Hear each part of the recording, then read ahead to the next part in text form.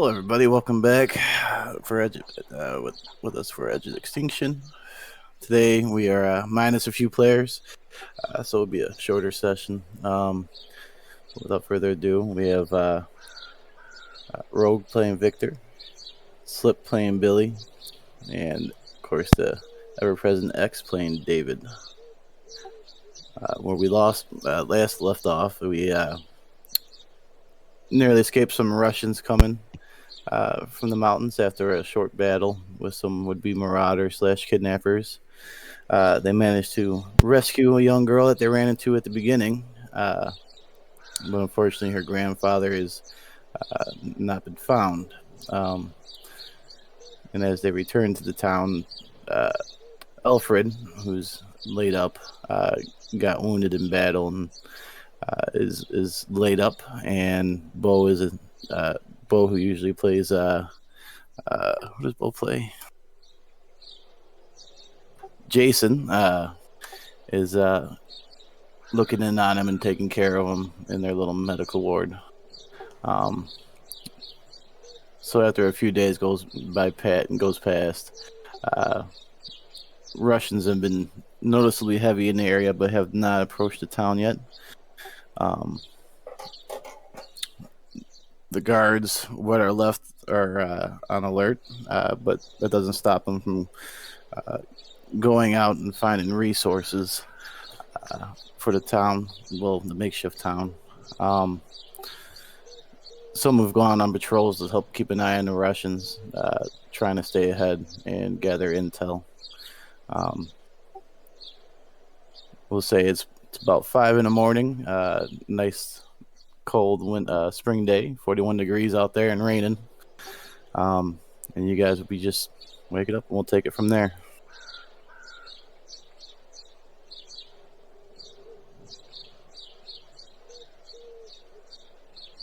Billy gets up and stretches a little to work the kinks out. Not the best sleeping, but probably better than what they've been getting on the road. She looks around, her wounded companion and the others still sleeping. Decides she wants to go check on the kid that they picked up. Is the kid with us or somewhere else? Yeah, the kid is definitely with you guys. She got checked out. So she is definitely with you. She feels comfortable with you also. Okay. She's still sleeping. Yeah, she's out like a light. All right. Billy will go look for some food that's being prepared, maybe. Yeah, strangely, for the first time in a while, there is no. You don't smell any type of breakfast being cooked. The mayor's / village elder his house you've been staying at is dead silent. There's nobody in the either awake or inside the house. She's looking around. Does she see anybody she recognizes? Inside or out? Out. Yeah, so if you look outside, you just see the run-of-the-mill guards posted. There seems to be extra at the gate, which you have a clean line of sight of. You see a few of the regular people hurrying around, but it doesn't look too alarming. Okay. Well, I guess she figures they've got some supplies in there, so she's gonna go see if. I mean, is this a house people go in and out of? Or it's a residence, private residence, so it's not really like a community thing. So nobody comes just gallivanting in and out. It's mostly just the elder and the guy who serves them, the handicapped one. Okay. Well, I guess she'll knock then. Perfect. So there's no answer. I mean, you know you're more than welcome to go in because they're usually up and moving about. Yeah. Well, after giving the little polite heads up, she'll head in, All see right. if she smells anything cooking. If not, she might just start. Um, you smell coffee, Mhm. and Victor is like sitting in the windowsill with a cup of coffee and smoking a cigarette. Probably letting the smoke go out the window. And he looks over at Billy when she walks in. And he nods to her. And he says, "There's coffee." Oh, dang, that does sound good. She looks around, spots the coffee finally, walks over, looks for a clean mug, pours herself a cup and takes it over to the window, blowing on it a little bit. Well, where's the elder? I guess he likes to be called. You seen him this morning? Do you think I would have seen him, Sim? Uh, it depends. Probably not. He was gone early. Okay. Uh, he's been in and out for the past couple of days because just trying to keep everybody in line due to the recent incursions by the Russians. So he'd say, "I haven't seen him. I think he left early. He's been Oh, pretty busy." all right then.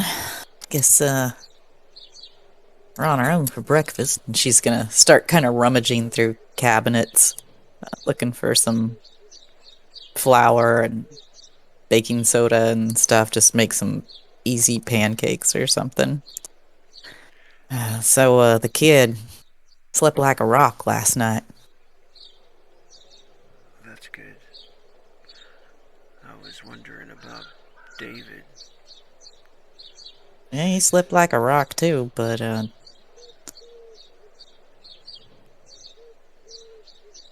don't know if he was hurt as bad as I was fearing. I think he's gonna be all right.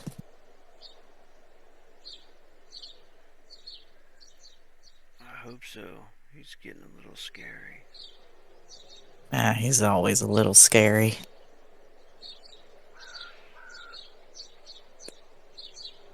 I mean, I've seen people lose it before. I don't know if that's what that is. Yeah, it is a little strange, but rest sometimes does a world of good. There was a minute in there though, I thought he was gonna blow our cover. Victor nods, takes a drag. That girl doesn't speak a bit of English, does she? If she does, she's a good little actress. Oh, out of character. I don't know if Victor would know any Russian or anything like that, would he? Uh, you would have had it during character creation, so if not, then negative. Yeah, I don't think I found it. Saw anything like that on my character. Yeah, so yeah, I think Tet might have been the only one. Alfred. Yeah, that's alright. We can sign it. Play charades.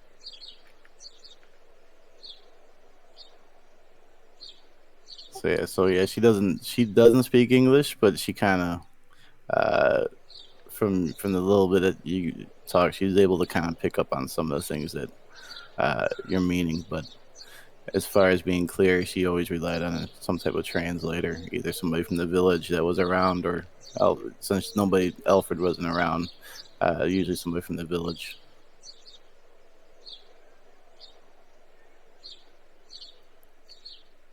Hmm. Um, I think Victor will, finish up what's left of his coffee and Say I'm thinking about checking out the trading post and see what they got over there. You gonna go talk to the girl? Well, yeah, I reckon. I mean, I wonder if someone should say something to the soldiers on watch. I reckon her grandpa's gonna find his way here eventually. He hightailed it out into the woods, but I doubt he's gonna forget about her.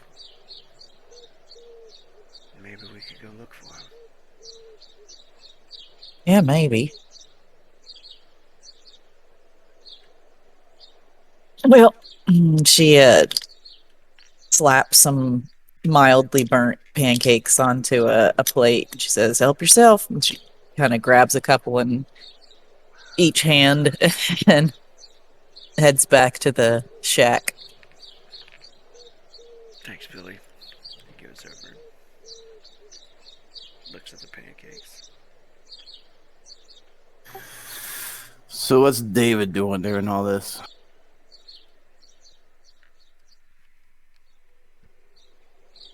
So David's sleeping, right? And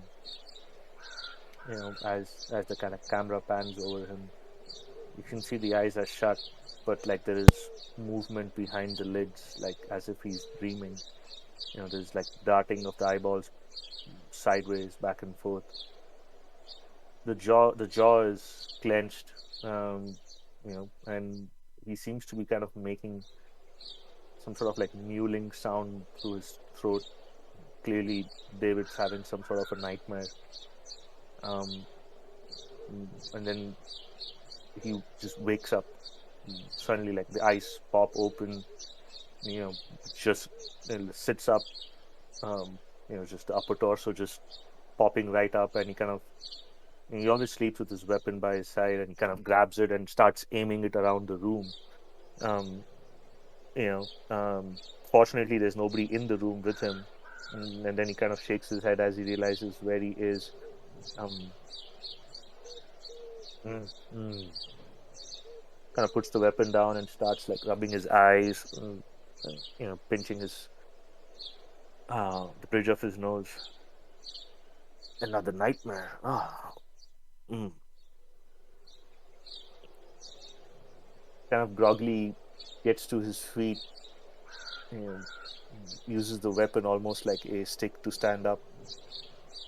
He sees a like light coming through what looks like a window and gets there, hunkers down, you know, pulls his weapon again, shoulders it, and uh, starts looking through the scope out the window, but never putting his face anywhere near the window. Once he kind of comes to full realization that he's back at the little stronghold, he eases a little. Hungry. Coffee. And shoulders his weapon, starts walking out of the room, a little disoriented, like he can't remember where everything is. Eventually, he smells what he can only remember as burnt flour, and starts making his way towards that smell. Yeah, as he's starting to get up, Billy kind of walks in the door, a bite of pancake in her mouth, and she kind of gives a grin to David and starts heading over to the girl. "There's a lady who's in town with a plate that's nice and round." And she kneels down by the girl. "She's the flapjack lady. If you're feeling kind of hungry, then she'll give you what you want. She's the flapjack lady." And she's kind of shaking the girl awake. Yeah, she opens her eyes, gives a slight smile. She's apprehensive, obviously, because she knows you, sort of in a way, but she doesn't have her grandfather. But she gives you a slight smile. Doesn't really say nothing because she knows it's useless because there's nobody around that speaks her language. but you could tell she is happy to see you. Yeah, she hands over the two pancakes she's had in the other hand and for the girl to take, and then turns back to David. There should be some of those still left. Victor ain't ate them all. I burnt them so that he wouldn't, be so inclined.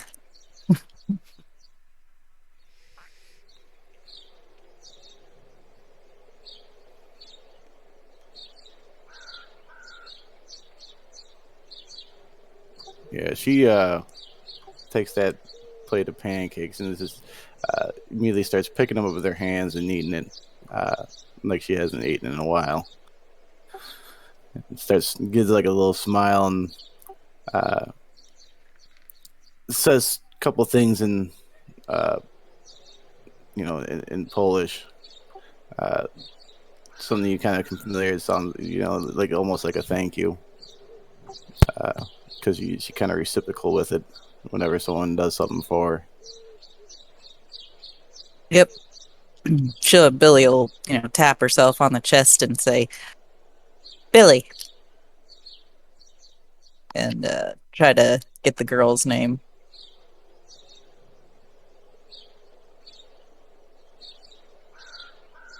Yeah, she says, Aline. Aline. Well, come on, Aline. Eat them pancakes. Yeah, her cheeks are about getting full. Yep. All right. So she's eating it down. You start hearing a little commotion outside, and because you guys are in a little shack there, and you hear a knock on the door.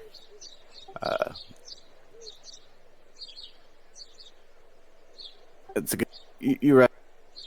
He's the resident U.S. intelligence officer that's been at the village for a while. He'll knock and, are you guys available? Decent? I don't want to intrude. Well, ain't nobody naked if that's what you're getting at. Come on in. And he'll enter in. And it's just David. Did you leave the shack?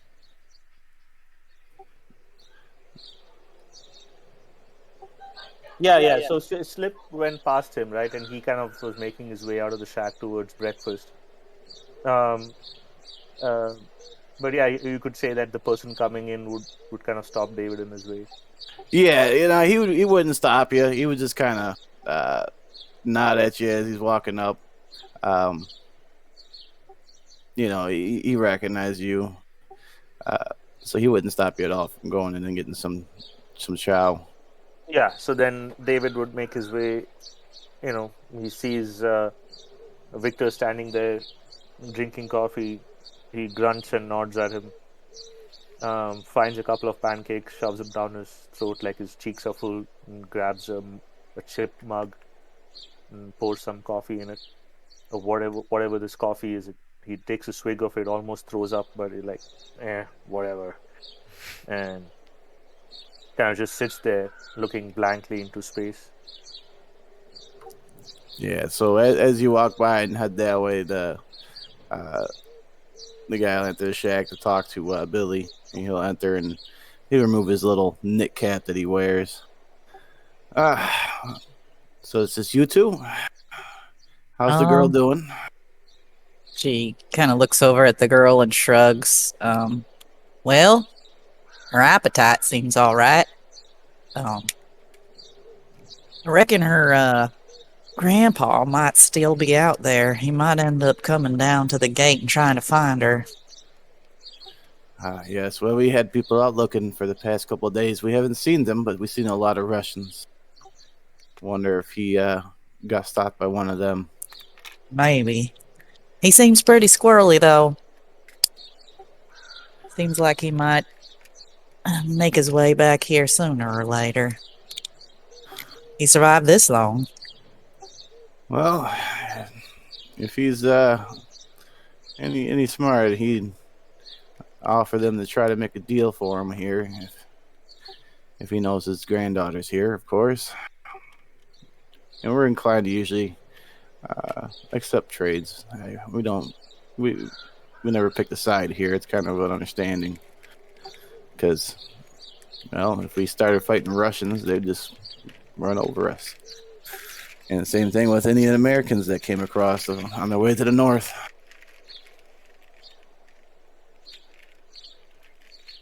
Did we already know about that? That or is he talking about us? No, there's been passerbys because they're working their way up to join the fight up north. That would be something you would know. Okay. But, Well, anything I should know? What's going on right now?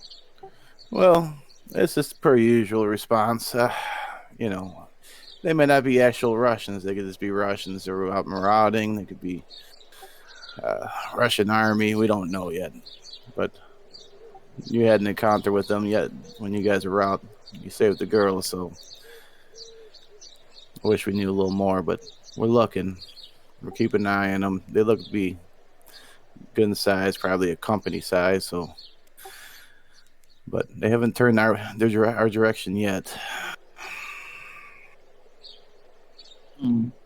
Well, as long as I'm here, you need me to take a turn on watch, you let me know. Yeah, we might make use of you at some point. Right now, we've been stretched thin since you guys arrived. Apparently, it doesn't seem like it's getting much better. Every time we turn around, there's something going on. But speaking of you all on watches and stuff, we couldn't help but notice that your friend David, is he all right?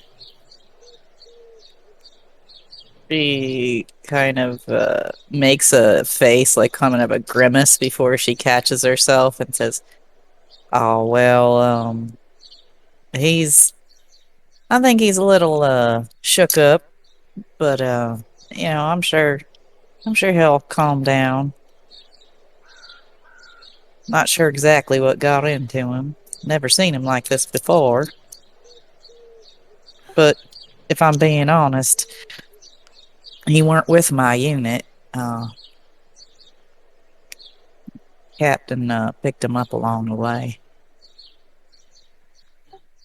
Yeah. Well, I imagine that and a few others, and he kind of referring to Victor and Alfred. Two other friends don't look like any type of military personnel either. No, but they's been good in a tight spot. Can't complain there. That Victor, I think he can shoot a freckle off a squirrel from 500 yards away. Well, that's very handy. But do you know where they're from? Well, I mean, Victor sounds like he's from the States. Pretty sure he is, and Alfred too. But can't say I know much more than that. They tend to be a bit closed-mouthed. Oh, I see. Well, I picked them to be Americans, but I was more referring to, are they part of the agency, or are they part of the military intelligence? I tend to think they're spooks. That's my feeling. They don't have they ain't got a military bearing, if you know what I'm saying. Gotcha. But that's a guess. No, that'd be my guess as well, if I'm being honest. I worked with both. Can't say that. Well, military intelligence, of course, is the reason why we're here.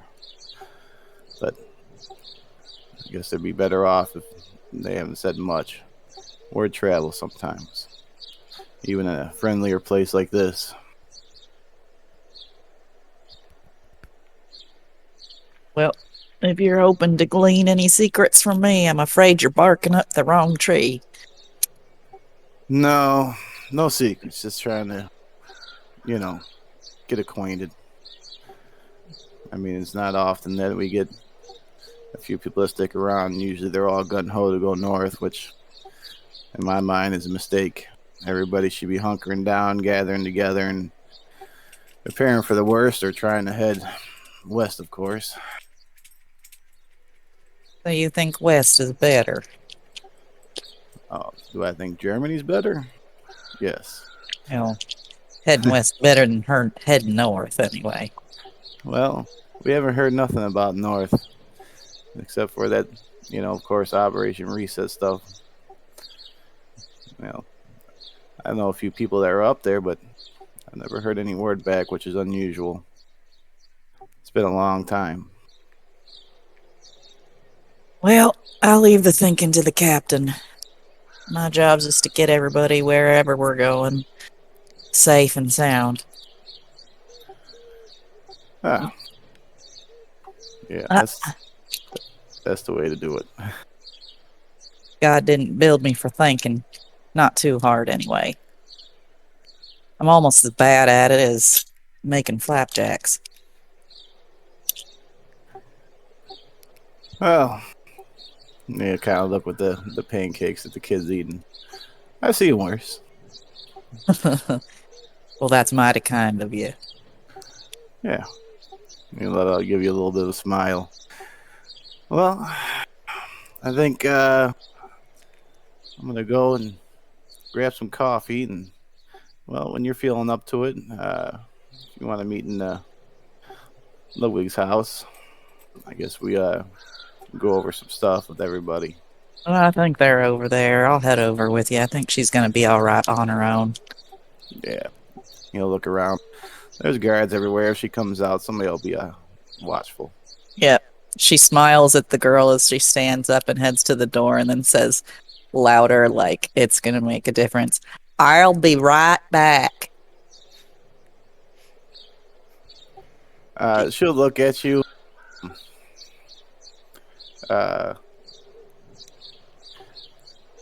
Kind of look at you, kind of bewildered. She'll make this stay gesture, with her hands, kind of like you would to a dog. Yeah, she kind of smiles and starts eating pancakes again. And he'll the intelligence guy will walk out behind you.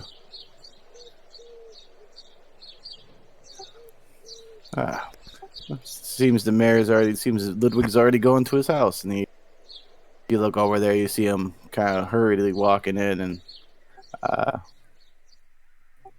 doesn't really have his confident of people with him.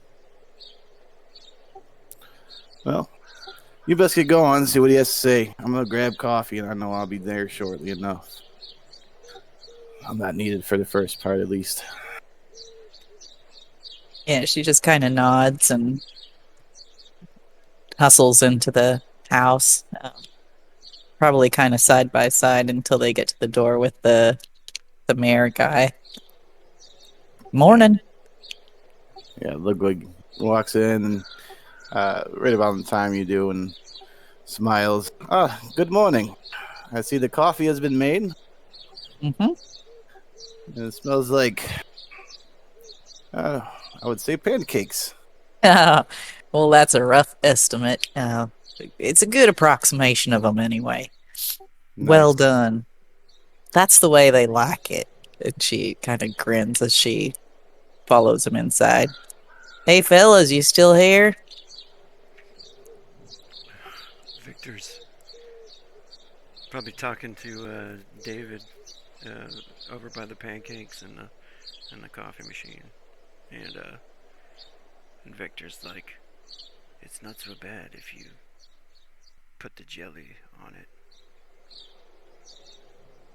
And he's rubbing a little bit of jelly from this little packet that they've probably found.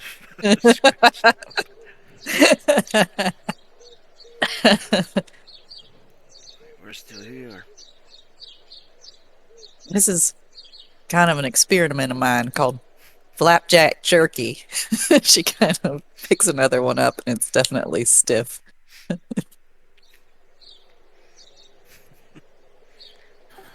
Well, it is good that you're all together, at least. Makes what I'm about to say. I don't have to repeat it more than once, which is convenient. You know, a little smile, and he'll pack his pipe full of tobacco and light it. Well, I just seen your friend, Alfred. There was a little complication, but your other friend is captain. Your captain, I guess, is taking care of him, so they've already been kind of briefed on the whole thing. But these rushings are concerning us all. It seems like that they picked up on the direction you went, and of course followed you here. But they've been keeping their distance. They have been known to trade with us, but I do not recognize this group. But so far, they are not hostile. We're watching them, of course. But it would help if you guys can remember anything about them. Did you see any equipment or anything? I was going to ask you about that. Were we able to get any type of read on them, or if anybody has any, like... I know we picked some stuff up off of them, but I don't remember what it was. Well, I got you guys... intelligence. If it roll recon when you spot enemy troops, and if you succeed...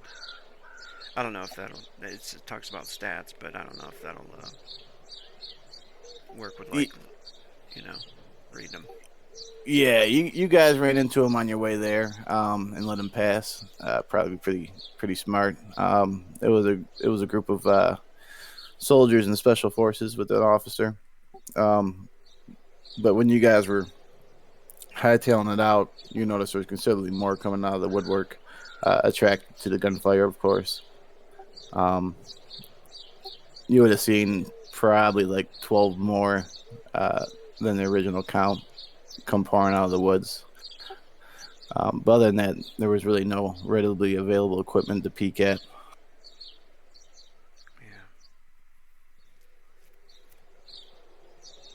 Yeah. Victor will tell him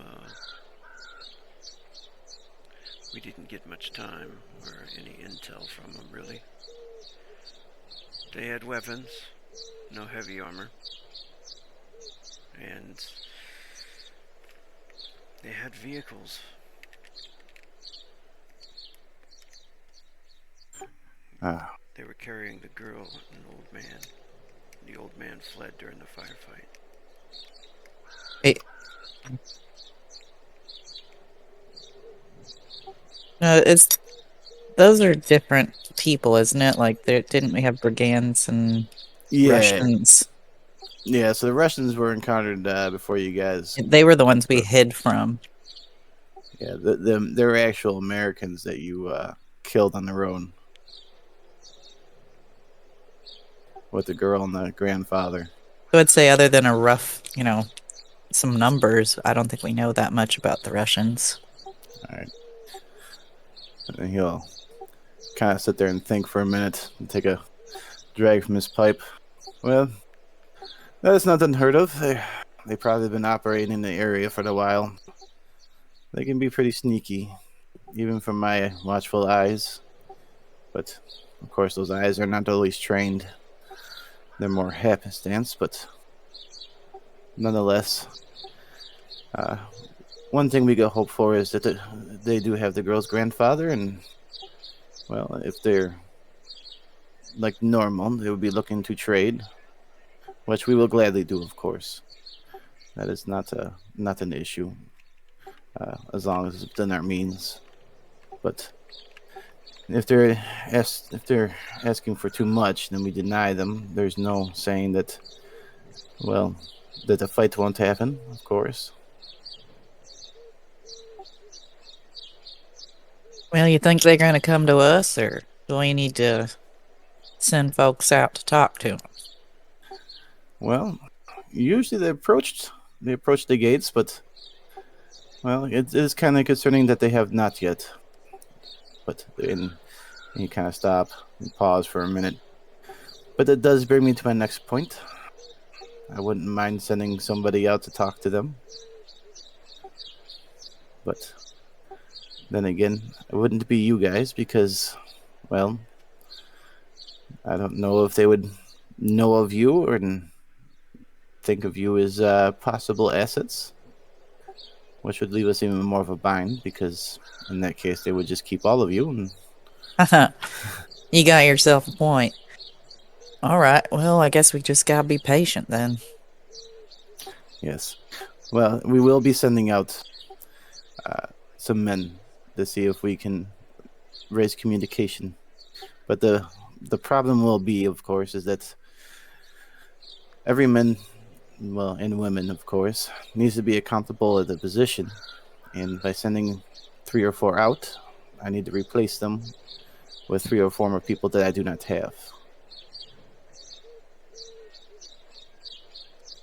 So my question for you is, if I send the negotiators out, would you be able to take their spot at the gate? Oh, surely. I'd be fine with that. Well, and that makes one of you 3. Kind of look at Victor and David. Yeah, you can count on me. All right, I'll be at the gate. Good. Because I've had heard of your exploits with rifles and being able to shoot pretty well. So that would make use of anybody from a distance. But if all goes south, I don't know if they'll try pushing through that front gate, or if they'll try to work their way around, or if they already are worked around and are just waiting for word.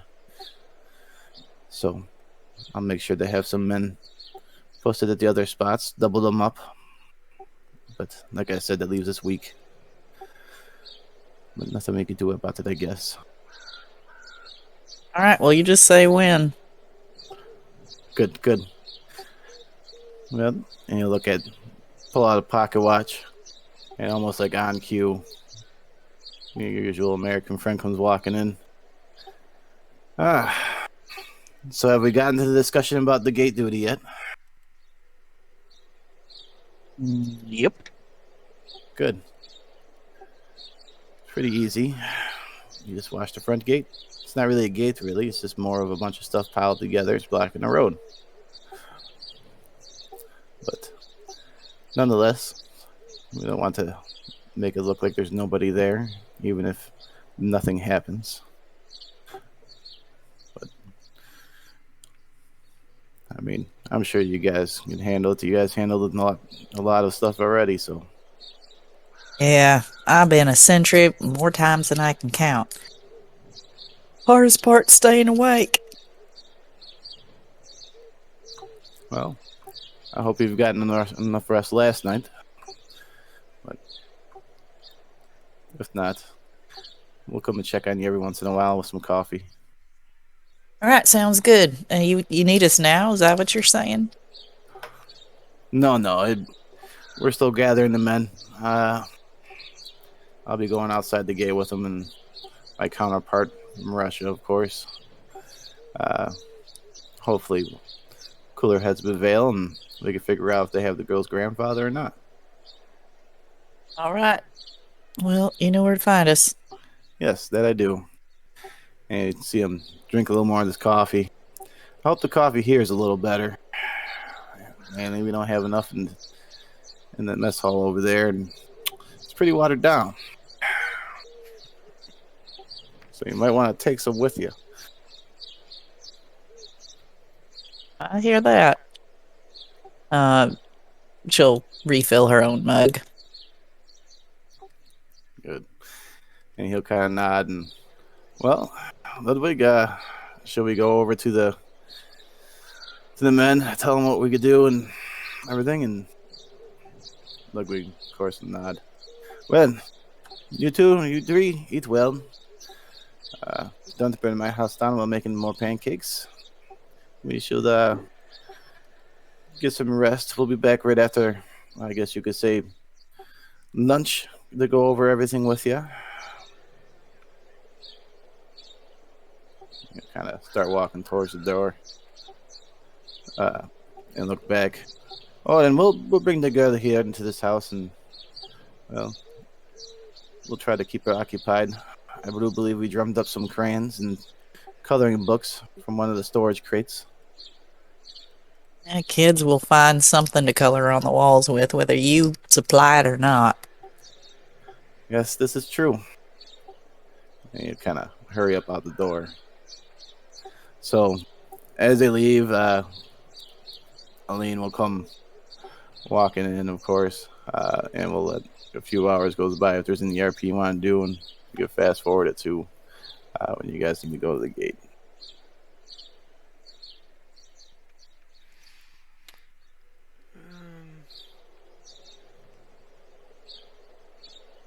Other than finding out what's going on with David, maybe a little digging in there, but we could probably do that at the gate, I guess. Yeah. For some reason, I'm not picking up the video on the screen I'm on. What is going on here? I'm trying to figure out. For the video, it just shows the Twilight 2000 Foundry screen. It doesn't show the actual screen I'm looking at here. Alright, you can go ahead and pause it real fast. We'll see if we can fix that. Otherwise, it would be like a theater of mind playthrough.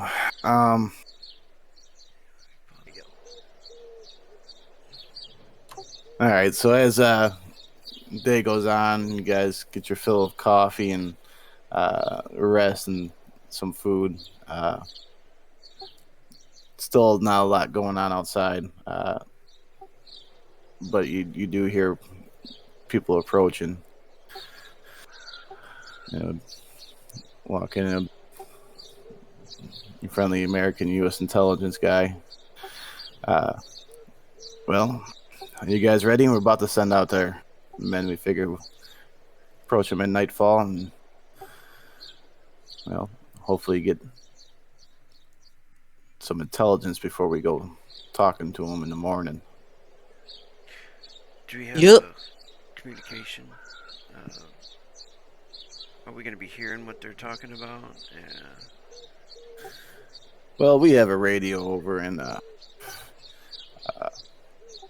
over by the mess, but not by the gate.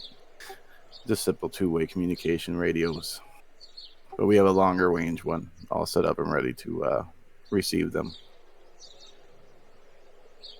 Alright, so just looking through my scope. If I see anything go amiss, I'll try to protect our boy then. Yeah, well, I don't think you'll quite see them. They're around that foot and they're around the bend. But if you do see anything, you get on that radio so we know which way it's coming from.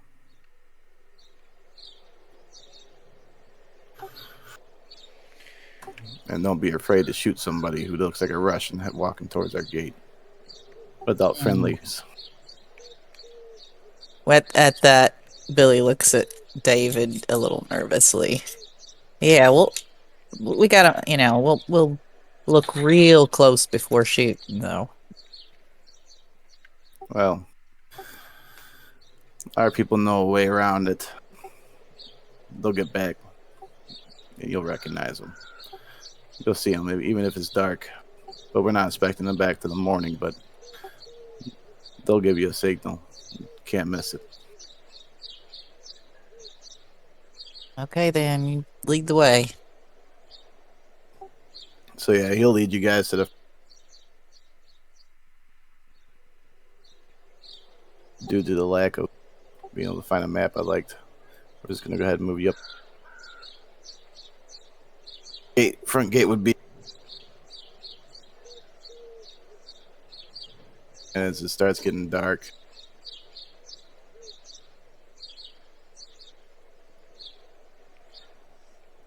It should be...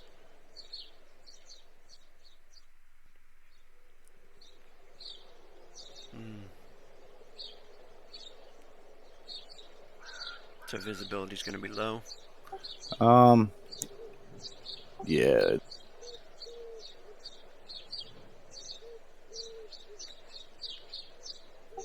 Can you guys... How's your guys' view? Did it get any darker or anything? Mine looks the same. Yeah, mine looks the same. Just seeing Yeah, mine looks the same as.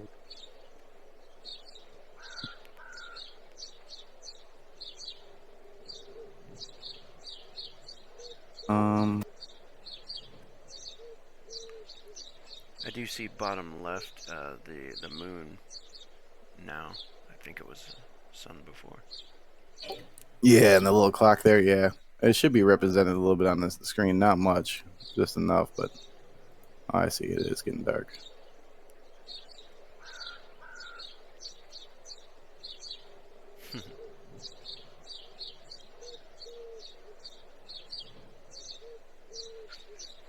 So, while we're setting up, I guess, out there, Victor would be looking out over the wall. And what do we have a view from here, from the wall? What are we looking at? It's just a little bit of a straight road, forest, on each side, and of course a bend. I would say you got a good half-mile view before it starts bending out of sight. So it's enough time to react if something's happening. All right. And as you Okay. go ahead. So as you get there, everybody will get in. You see a bunch of men leaving, and you guys are left alone at the gate. Looking left or right, you really don't see a lot of guards, less than usual, along the front line there. Mostly due to the doubling up and the ones they sent away. It starts getting dark, and everybody starts doing their little nightly routines and stuff. You know, gets all eerily quiet.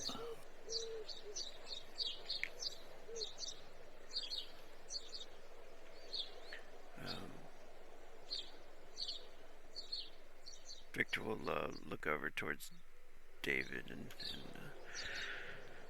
be like, "How you holding up, David?"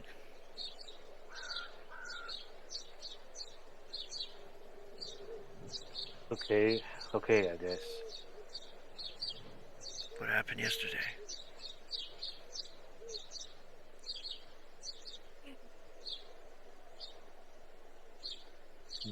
I know. I think I thought I thought I saw. I don't quite know.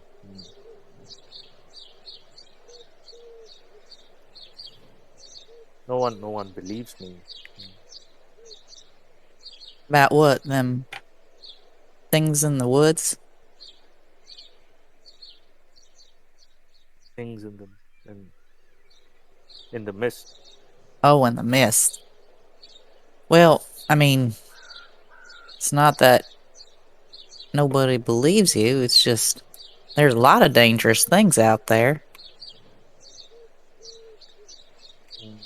Not like this. No. I mean, I thought it was the Russians, but Russians don't move like that.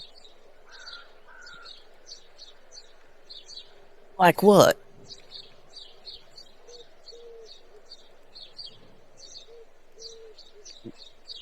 You know, when I got separated from you guys Yeah. before we found this place, I got turned around. I thought I had taken point and I was getting us out, and he kind of drops something, right? Like he is like kind of playing with his knife. He drops it. You can clearly see that his hands are trembling, and there's like a sweat building on his brow as he's kind of recounting.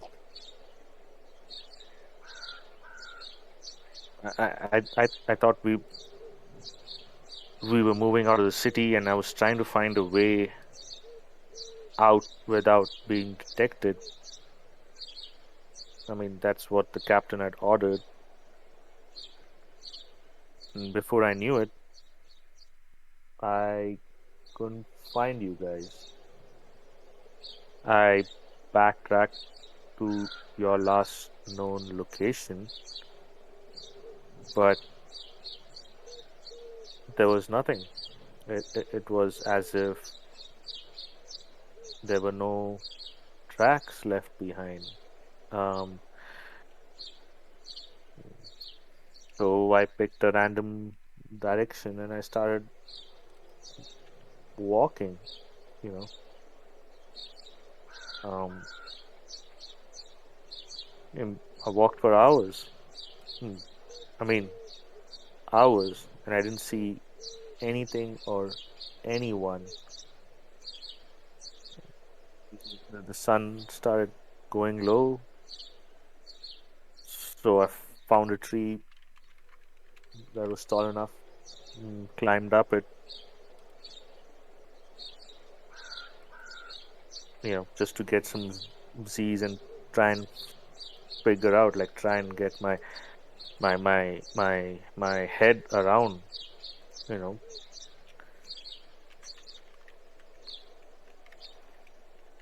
I don't know what time it was. Maybe 3, 3:30 in the morning. Mm, It had grown suddenly way too cold. I could see my breath forming a fog, and then I saw it, the fog, the the the, the mist. It seemed unusual. There were no signs of it in the morning that you would have fog in the night. There was, yeah. I looked up, you know, to the sky, just pitch black, not a star to be seen. I didn't think much of it. I just like shrugged, tried to get some sleep. And then I hear a crunch, like a boot crunching snow, but there is no snow on the ground.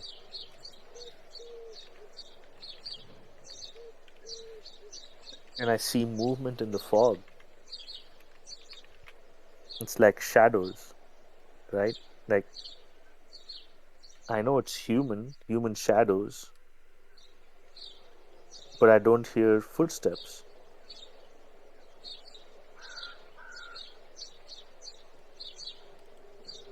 I sit there, I just watch.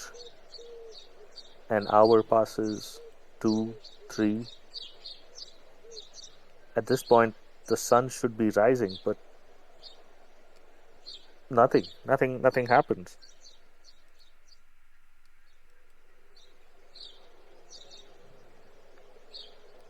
So I come down the tree, you know, and start walking into the mist. I can hear my footsteps. I can see shadows in the distance. But that's it, just shadows. I see movement.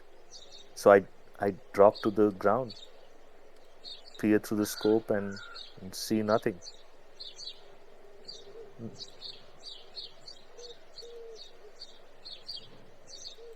Then I hear voices, but I can't make out what they're saying. It doesn't sound English, doesn't sound Polish or German. It doesn't even sound Russian, but it does at the same time. Like I cannot explain it.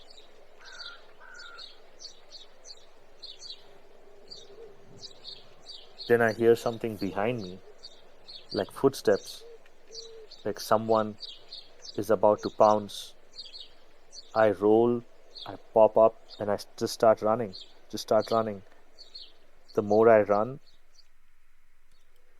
the more shadows move in the fog. The fog starts now becoming really, really thick. I can barely see my own hand in front of my face.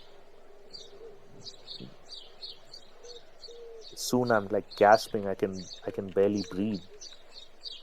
It doesn't seem like a chemical weapon, but at the same time, I don't know.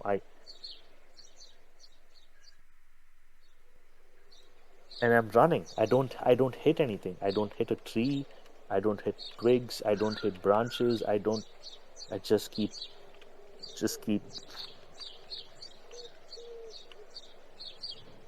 Yeah. Eventually, I collapse, exhausted, just lying on the ground,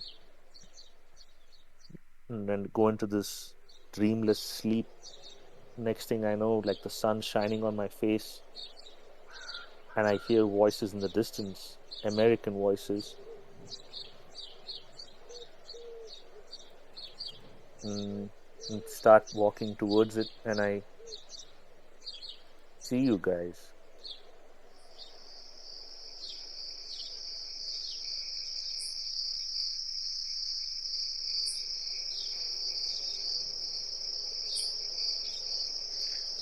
Well, that's something. I mean, I don't know what to say. When you first described it, I did think chemical weapon. Them things can, I hear, mess with your head real good. Who knows what's really out there? But way I see it, what's the worst thing that can happen out there? She shrugs. You get killed. Lots of things can kill you. Can't let something that just seems strange and inexplicable get to you like that, because, I mean, how bad can it really be? We've seen so much already. Survived so much.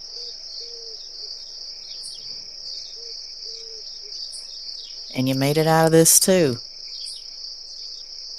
Did I? I don't know. Every time I sleep now, I find myself back in that same place. I just have nightmares of being in the same place. So if I sleep, if I close my eyes, I am back there.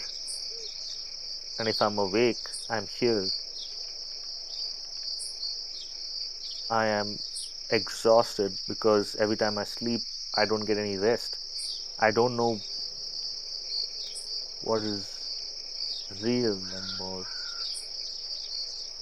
And at this point, like, David's playing with a knife, and while he says that, it kind of, he flinches and he ends up like cutting his thumb, and he sees like a couple of drops of blood like just come out from the broken skin. I guess this is real. I don't know.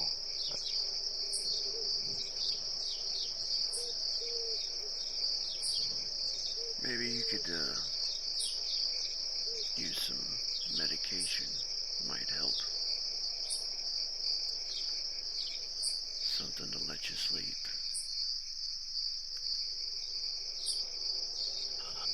Yeah, but that's not gonna solve anything, is it? It's not gonna be enough eventually. I mean, how is it that I have the same dream over and over again, just stuck in place? That's And just and trauma, man. That's just how it goes. It's your brain trying to heal, but getting stuck in a rut.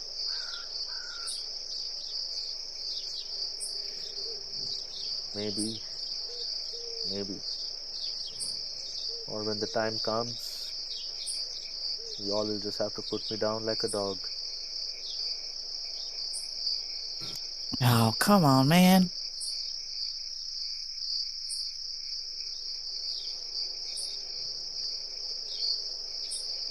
Don't Yeah. put Then that on David us. suddenly flinches and starts like moving his weapon. What is that? Did you hear that? she'll pull her scope up and start looking around.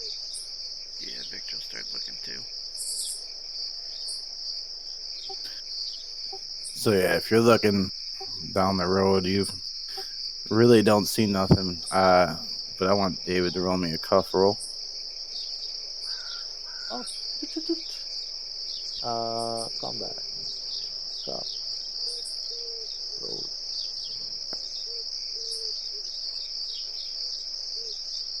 What does that mean? That's a success. So yeah, so as you're watching, the forest the moon's hitting the forest just right, and it's causing like a dancing shadow effect with the wind. It does look like a bunch of people moving through, but when you're watching it, it looks you can kind of tell it looks like trees moving. But if you all want to get a closer look, you can roll an awareness if you want. Yeah, I'm gonna roll awareness. Yeah, I'll try that too.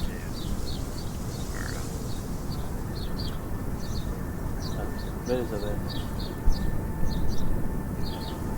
Oh, is I it don't recon, have recon? awareness. Yeah, it's recon. Oh, recon. Okay. Yeah, getting the games mixed up.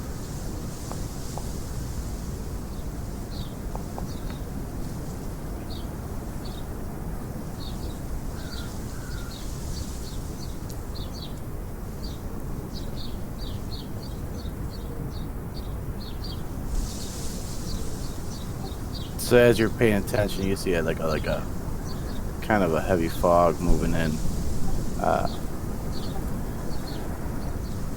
You do see kind of some movement. You can make out silhouette. It looks like people. They're pretty far in the distance. But you don't know. It could be your own group. Could be more. The rescues moving around. But what's really noticeable is the fog. The fog. It's the fog. Does this seem to make David a little...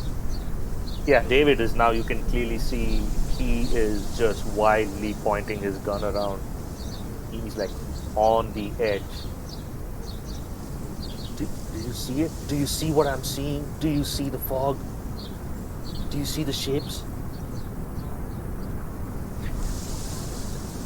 I think Victor starts to get a little worried now when he looks over at Billy. Like a weird footstep. Billy's just like, dang, that's some thick fog. Gotta keep your ears open as much as anything. And with that awareness wells, you do smell. It smells peculiar, like not like dampness, like fog should smell like, but more of a chemically smell. Aw, shit. I don't think this is fog. She pulls a bandana up over her nose, and tries to crouch down. She looks to see how the fog's hanging on the ground. Like, does it go all the way to the ground, or is there some... It's pretty dense. It does extend up from the ground. And as far as you can tell, up it goes up pretty far. And it just keeps getting a little denser and a little more of the odor to it.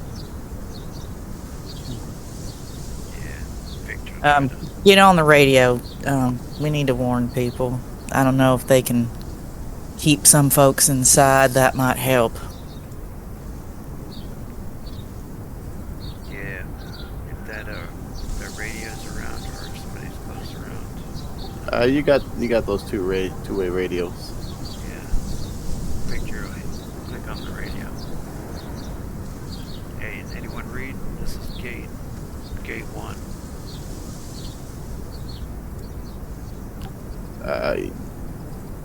You hear a little static. Could be they're not picking you up. Could be there's a malfunction at your end. Uh, could be thick. You could try again. If you She tries in gate 1. Repeat gate 1. Anyone out there? does anybody have any tech? Well, let me take a look. No, I don't. Forgot to turn the switch on. Oh, no. No, I do not have tech. My tech is nothing. I'm smart, but I don't have any tech. We'll give it a shot. You go. I'll roll it. Just roll it normal. Anyone, yeah, kind of looking at it. Victor's like, what's this switch do? Yeah, because it's one of those things where you're like tapping it on your hand, right? Trying to, figure out why you're not getting nothing back or sending out something. If David wants, he can give it a try, or is he just too hyper focused on? David starts like mumbling. Do you hear the voices? The voices. Do you hear the voices in the woods?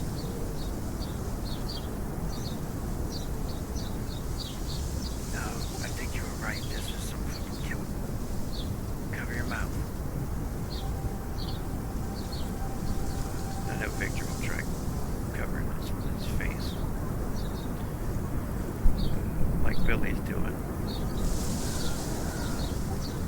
And, Yet David hearing Victor and seeing Billy in the corner of his eyes, kind of, around his neck, he has like a, almost like a scarf, those battle scarves, and kind of pulls it up on his nose. But you can still hear him like starting to hyperventilate now. All right, this time instead of David, I want you two to roll me. I want Billy and Victor to roll a cuff.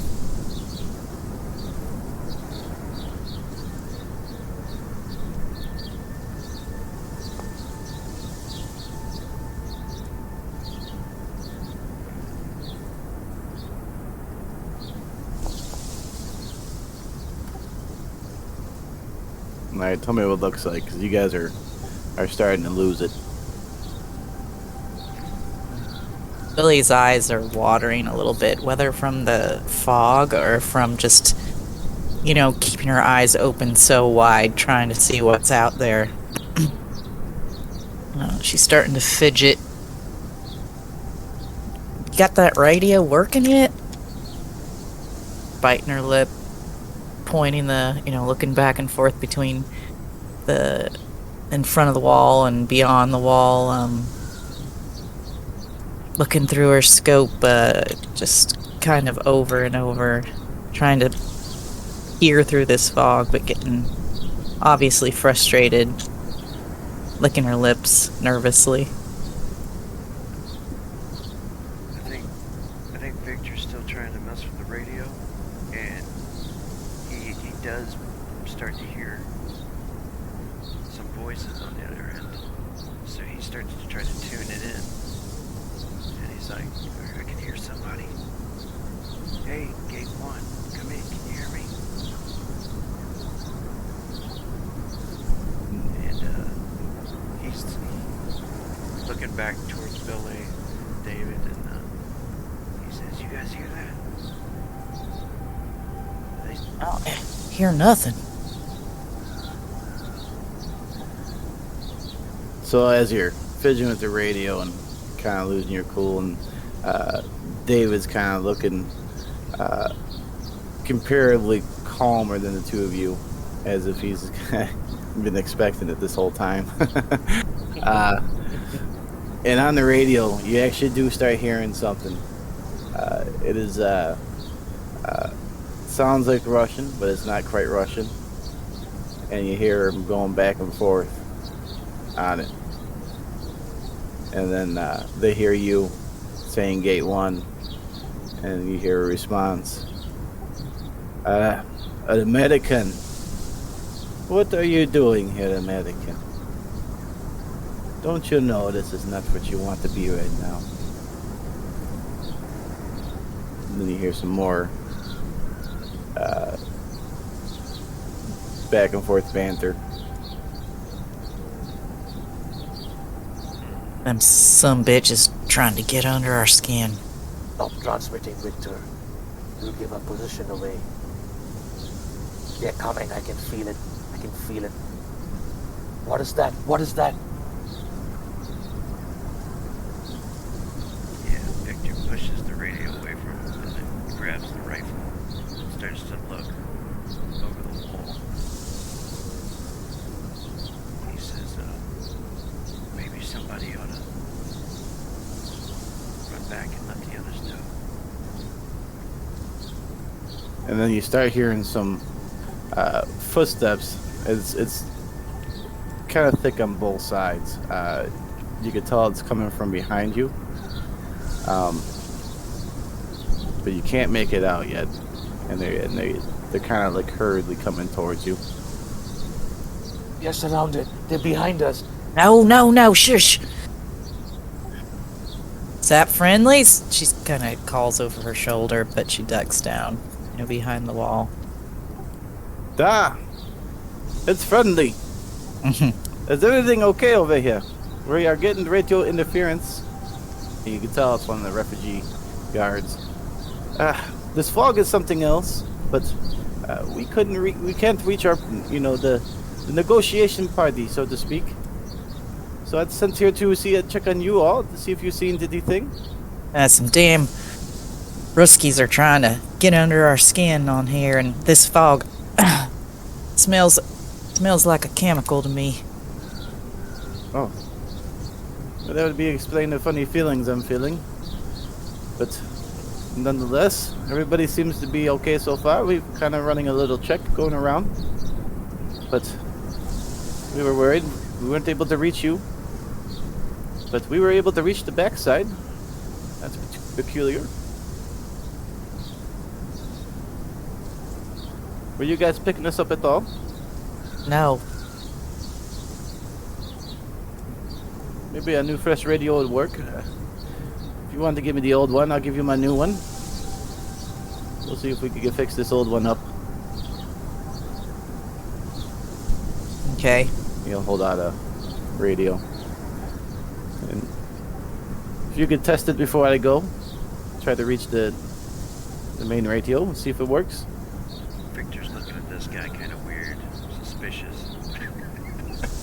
Yeah, David is fully suspicious. Do we what do you actually recognize the guy? I don't know if you'd recognize. He's been, he's got his normal what you see in some of the civilian guards wearing, with like a face cover, a hat. Do we recognize anybody that's with him? He's by himself. Oh, okay. What would be like awareness? Recon?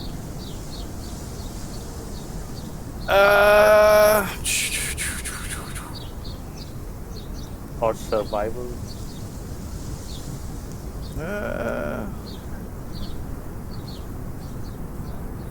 I would kind of say that, or recon would probably work. They kind of try to pick up on what you want to pick up on. Into some discrepancy, like in his dress or speech or weapons or something. Yeah, David, he looks just fine to you. Maybe a little. Oh, no one's getting by Rogue. No, as far as you can tell, he looks like just one of those guards you see every once in a while. Please test the radio. After Vicker stares at him hard for a few minutes, or a few seconds, he picks up the radio. Then he tries it. Gate 1. Gate 1, do you read? Gate 1. We've been trying to reach you for a while. Is everything okay over there? I suppose our runner got to you? And it's that American voice coming over. You recognize it as the intelligence officer guy. Yep, everything's be working all right now. Although we definitely picked up some Russians on the comm just a while ago. We haven't picked up anything of the sort. We've been trying to communicate with you, but no, it's the damnedest thing. We just keep getting static back, but everybody else is doing just fine. But I don't know. It could be the fog, I guess, interfering with some of the equipment. This fog, have you seen it before? It has a strange smell to it, kind of a chemical stink. And I think it's causing us to have some hallucinations. It could be. I haven't smelt this chemical smell before, but I do smell it. But be advised that so far everything seems to be fine. Everybody's responding, and nobody's feeling quite ill yet from it. But do wear something that could filter your breath, I guess you could say. Since we don't have gas masks to pass out, need a bandana or something? Yeah, can the runner send some over? Yeah, we'll get you some bandanas over there. See if that helps. But yeah, so everything seems to be working fine. We have not heard back from the party yet, but that's to be expected. We are running radio silence on that aspect. We'll stay here at our post then. Outstanding. We'll have somebody out there with some bandanas for you and maybe some coffee even. Help keep you awake there in this foggy night. And you kind of hear it go silent. And the guy, it works. I will go now. And he'll kind of run back off into the fog. You lose him after a few feet.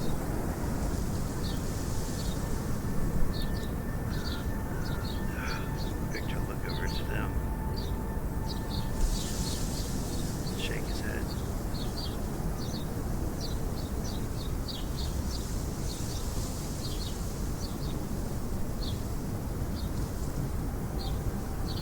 Well, they were trying to get under our skin. They succeeded.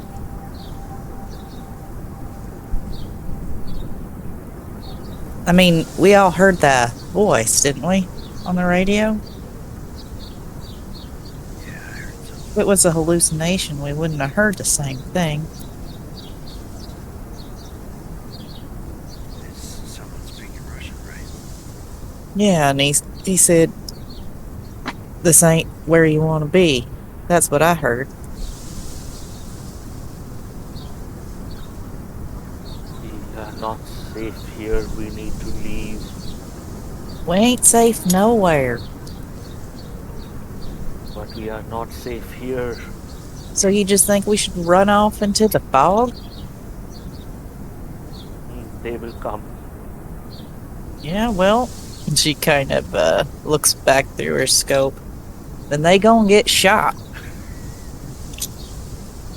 How do you know who you're shooting at? How do you know which way is forward and back? Well, that I still got myself my bearings on. Fog ain't so thick I don't know my front from my back. But it will get thicker. Well, then they won't be able to see us either.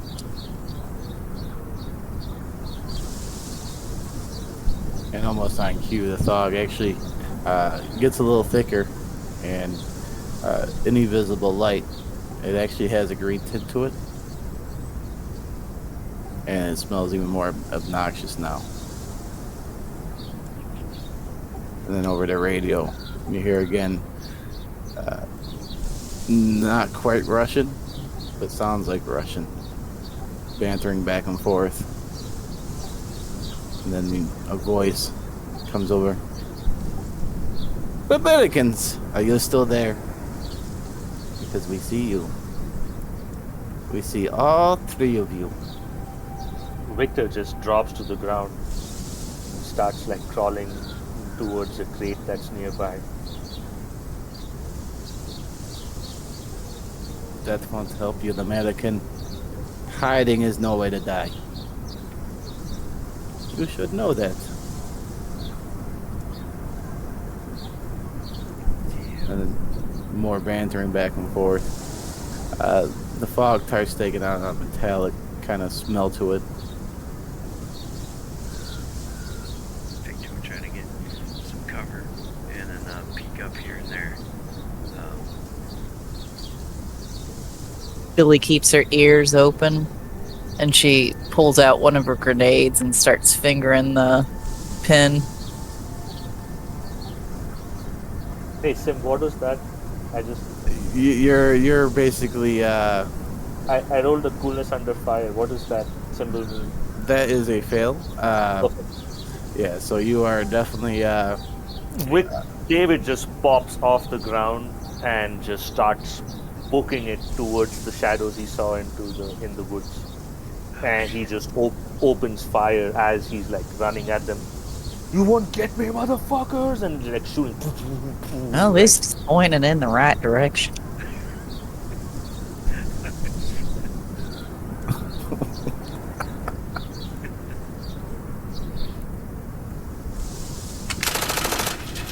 So as David goes and hops the wall and starts running, shooting madly,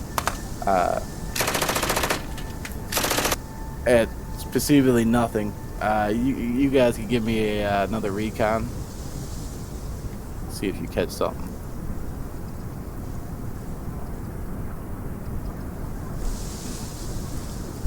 Hey, what do you want us to put some negatives in? You can no, because Okay. it'll be kind of clear. Okay.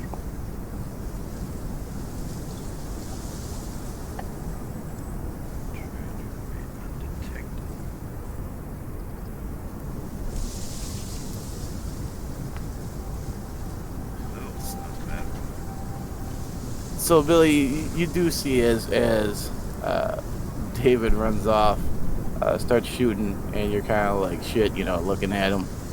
You see in the distance there are like up on the mountain. That's to your right a little bit. The fog kind of dissipates. You do see fire, like a small, but it's lit up, and it seems to be. There's a few of them dotting the mountainside. Fires. Yes. She points them out. Yeah, Victor was like busy getting cover, and then he pops up and looks out over the fires. Is David fired in that direction at all, or is he? I don't think David's firing in any discernible direction.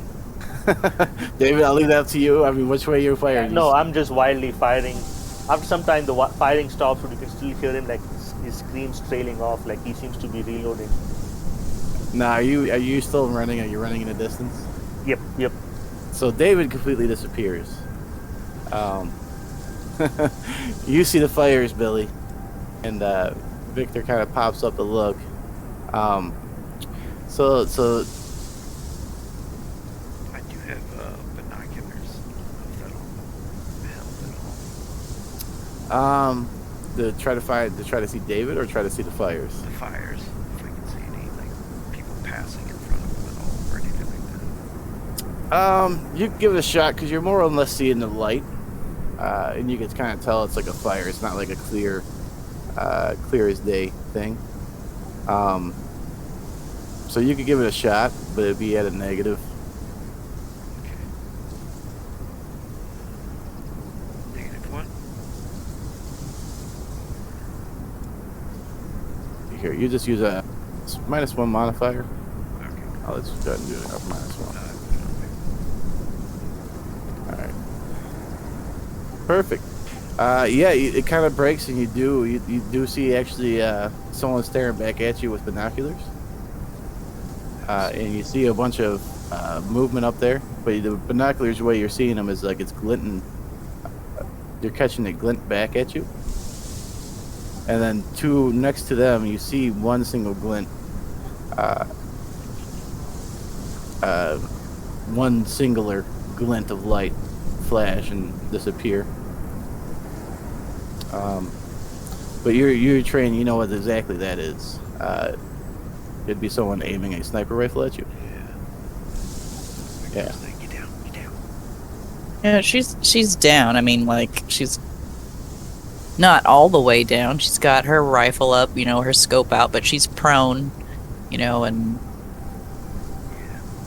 looking over the barrier. Says they're watching us. Binoculars. One's got a scope trained on us. Sniper. You think you can get a couple off? At least show them that we ain't rabbits and we see them too. Yeah. Let me move my position over here a little bit more. And he'll like scoot down, maybe, Oh, no problem. And then while that's going on, while David's out firing like a madman, you do hear people start firing from the back position. It's a little distant because it's at the far side, but you do hear it.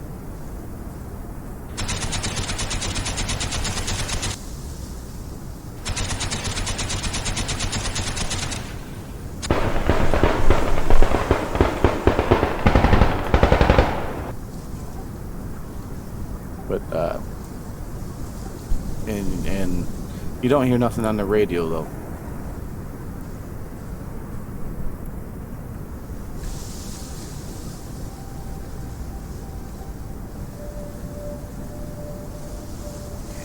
I think Victor left the radio over by Billy as he like scoots down a little bit to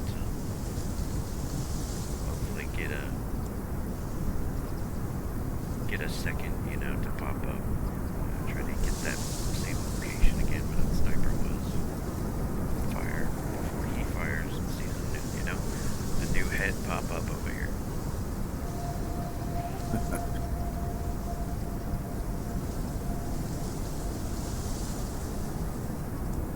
Alright.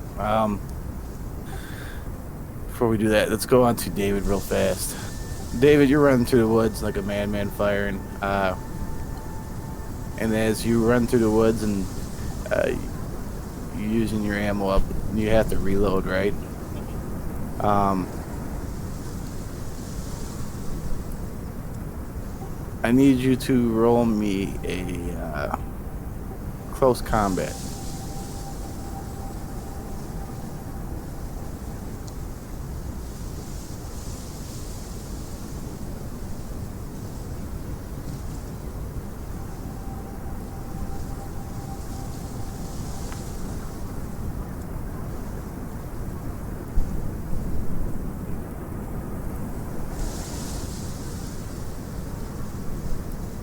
I don't know how to discern a tie here. I think we'll go with the higher value.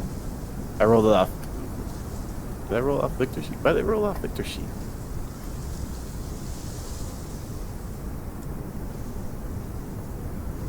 That baffles me. But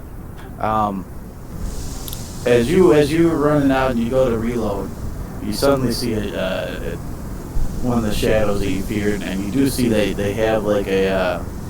He does have some glowing eyes, charging at you, and he takes you by surprise. And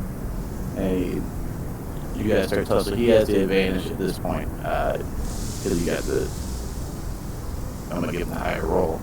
But yeah, so that's gonna preoccupy you now. As David goes silent, you don't even hear any more gunfire. Oh wait, I forgot to do a +1 modifier to close combat rules in unarmed close combat. So would that change anything? It could. Good. Yeah, it could. It definitely could. But you could use that. This is gonna be a couple of multi-turn thing here because I imagine you're not just getting hit once and falling down, right? No. All right. But yeah, all right, that works. So Victor, what are you doing? So you're trying to get a clear shot? Are you trying to get Billy to get on the radio? What's going on? Yeah, if he can pop up. I mean, we're looking out towards the fires, right? Open wall. Yep. And it's intermittent fog, so you'll have a -1. Okay. And no bonuses either, because it's really just fog, and you're just hoping the fog plays nice with you.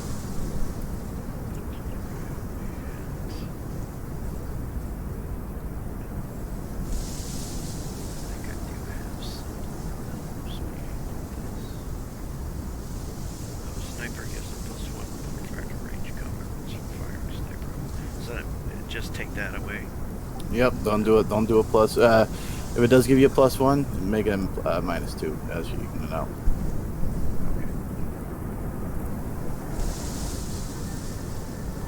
But I think you can disable it.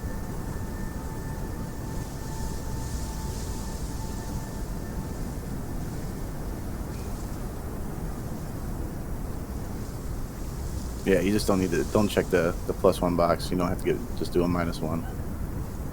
Okay, yeah, there we go. Yeah, he hops up and takes a shot. Nice. Very nice. Yeah, so as you pop up and you get you don't really get a chance to aim, and the fog just kind of clears and it gives you a clear shot. And which one you aim at? The guy at the binoculars, or I mean, I imagine it would be binoculars, because the guy with the scope you didn't really see. It was just a flash. Okay, Yeah. So you go ahead and shoot him, and he hits him in the torso, and you duck back down. Do you stop? Do you see if you hit him, or do you just trust that you hit him? I'm gonna drop back down. Okay. Yeah. I think So, yeah. pretty quickly fire and then jump back down. Nice, very nice. Billy, what are you doing? I think she'll kind of roll back and take the radio and kind of say, kind of quiet into it. Gate 1, what's your status? Yeah, again, you're getting a lot of static. You're hearing gunfire from behind you. David's madman shooting is stopped and has gone silent, and the radio is silent at this time. Victor will crawl over to the radio again. And look to Billy. Did they say anything? Might be getting jammed. I think I got him.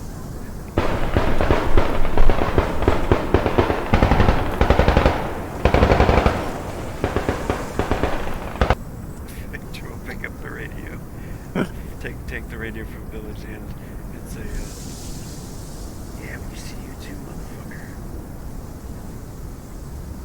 I think I got him. Yeah, after he stops. Nice. Very nice. So yeah, you don't get a response back from the radio yet. David, go ahead and roll me your hand-to-hand combat. Go ahead and give your bonuses. You're fighting for your life there. This is close combat, right? Yes, sir. Okay.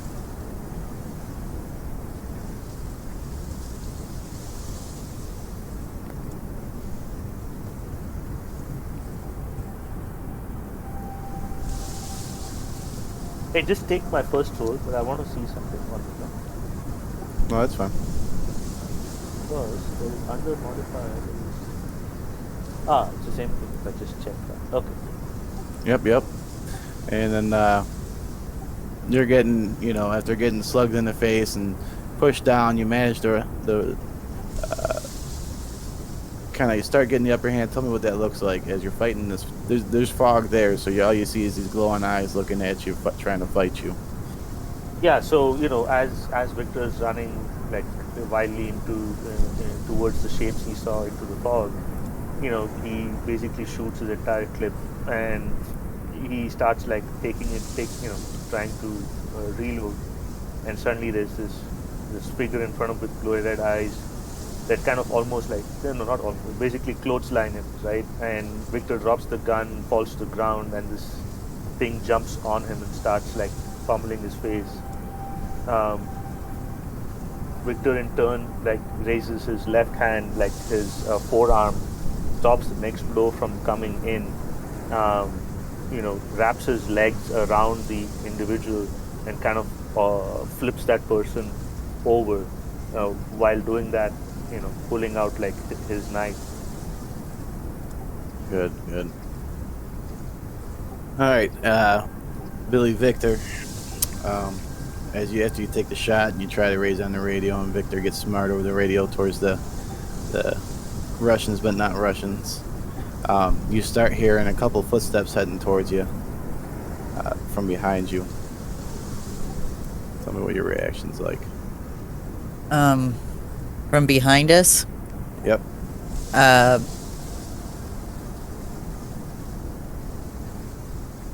Billy's gonna keep quiet and try to put herself in a position where she's not immediately visible to whoever's coming, and she's gonna try to check it out.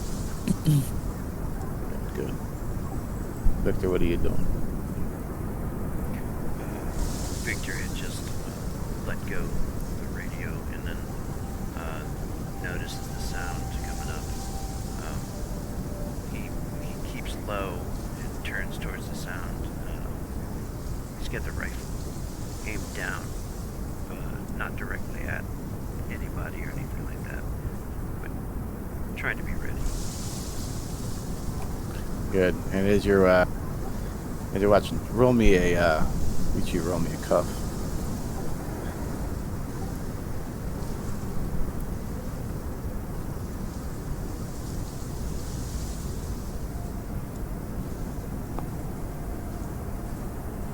Hey, we both made it. Good, good. So you manage to keep your cool as you hear these footsteps approaching. Out of the fog comes the American intelligence guy. You guys are right over here. Well, we lost one.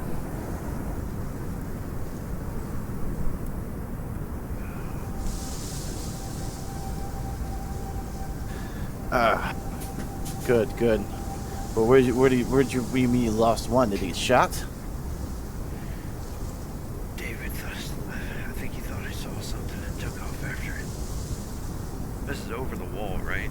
He ran Yeah, off. Yeah, he ran off to the woods. He's gonna hop on top of the gate and kind of look. Where'd he go? He headed that way.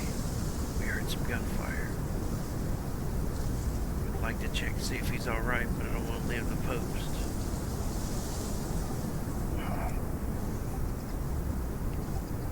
He kind of squinting.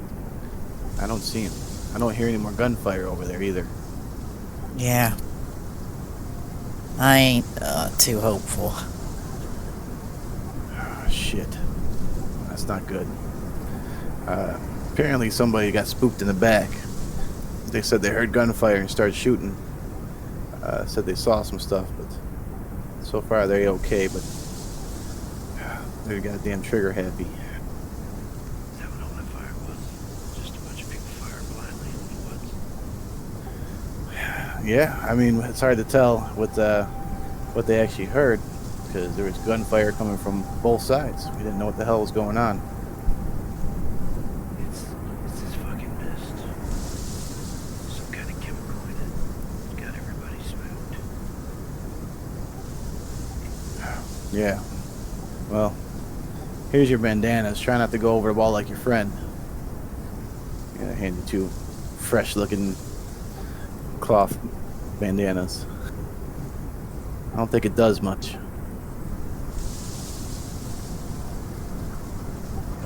I mean, keep your eye peeled. Hopefully your friend comes back.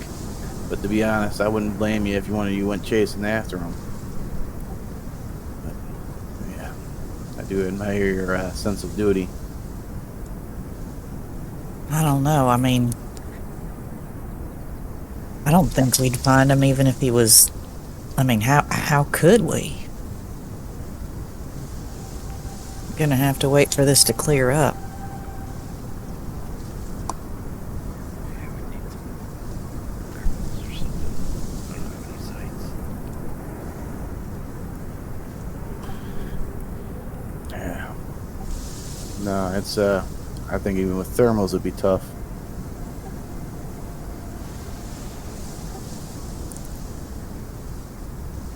And then He'll kind of look around. Well, I'm gonna get back to the radio.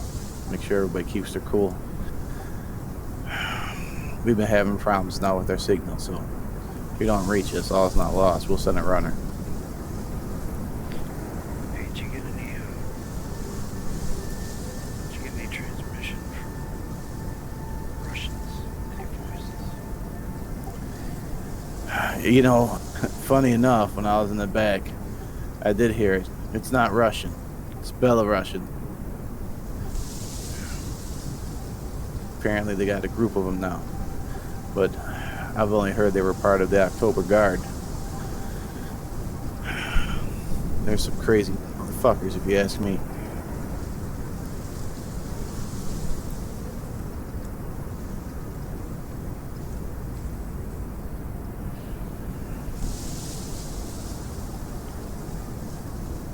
We think it's something to do with this mist.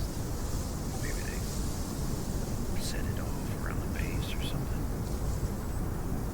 And it just tested it on us. Could be. I don't know. I can't tell. Don't see nothing. I mean, have you guys seen anything? Grenades going off? Fires? Anything? Yeah, fires out in the woods. There's somebody watching us with binoculars and scopes. He'll point to the direction where he saw it. Up in the mountains. Go figure. We've seen a lot of movement up that way. That's probably what the burning is probably causing this. Nah, I just wish for the best for our group out there. No contact and all this going on. Gunfire. They should have said something, but they didn't.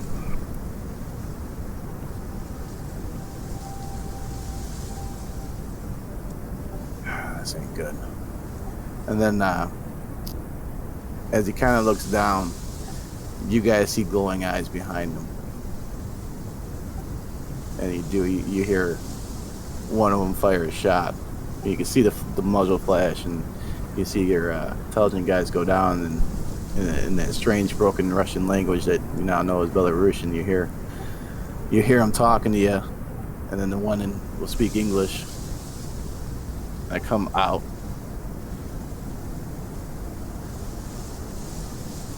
They're in Rifles the at base you. now. Yeah, and the one that speaks English will tell you, Americans, I told you didn't want to be here. The camp is it's just about us now. If you kindly lower your weapons, you won't have to die.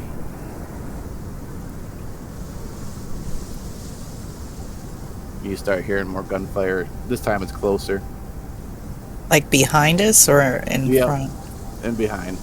Wherever David's at, it's still silent. Oh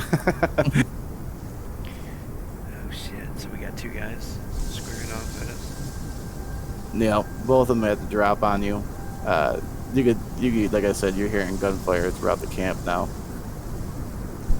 How far away are they?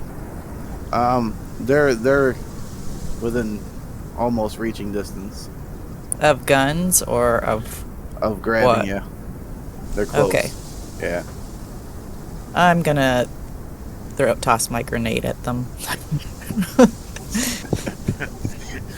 Fuck them. Fuck she's him. just gonna kind of casually pop the pin and then roll it like underhand, like so, almost like you don't know what's happening at first. You just hear this tink, tink, tink, tink, tink, tink, tink. Good. Is the gate open right now? Negative. You guys are all within receiving distance. Shit, Victor might jump up on the wall.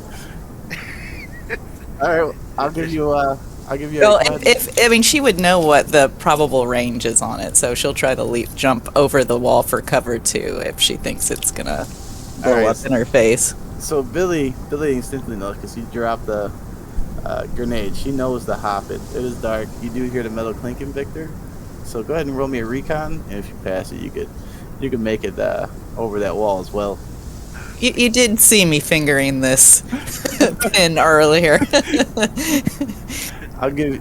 I mean, 'cause you're well, kinda she hyper-focused. says, "Yippee-ki-yay, motherfucker!"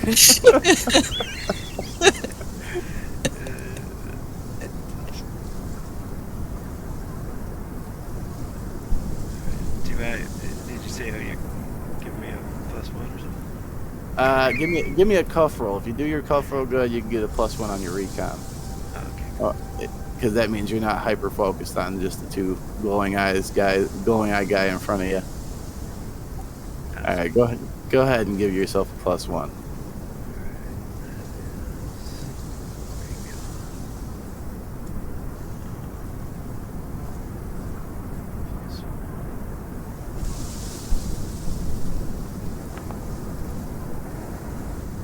Yeah, you see Billy hopping back, like falling backwards, I guess, trying to Yep. get over that fence. You hear the clinking, and you know you got to do the same thing. So tell me how does it look like as you gracefully fling yourself over a gate. Yeah, fucking Victor he's contemplating like raising his rifle up and firing, but he notices Billy say, yippee-ki-yay, motherfucker, and he's like, oh shit, because he knows what's coming. She likes to play with those grenades. So he just kind of falls back almost as if he was gonna roll off the edge of a boat into the ocean, and then just kind of combat rolls, backflip to the ground. Awesome. Go ahead and do your grenade, Billy, and get the damage. They're gonna get the blunt of it. It will probably kill him. All right. So what am I rolling? I think it's mobility for like accuracy. You really don't need accuracy for this because you just kind of Okay. let it go. Okay. So what am I rolling then? Just go ahead and let me see here.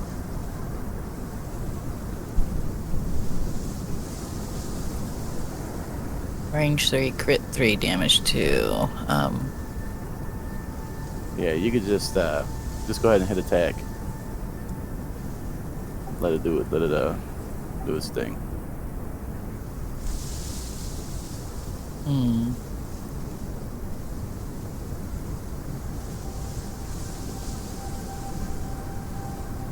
No unit left for weapon frag grenade. I don't know what that means. I clicked attack, but nothing popped up. Try it again. Click on it on your sheet and do it again. Oh, here we go.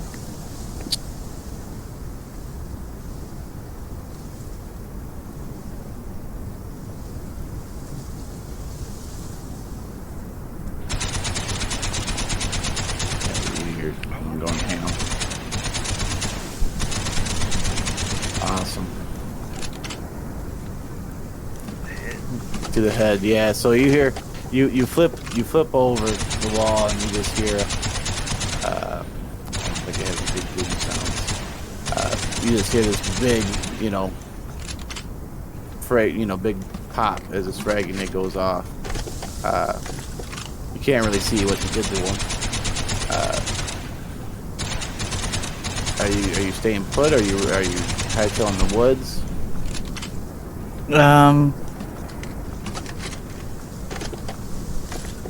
Do we hear any sounds coming from up ahead in the woods? Not at the moment. You just hear gunfire all around you, but it sounds pretty clear that it's not coming from the direction that David was running in. All right, she looks over at Victor and kind of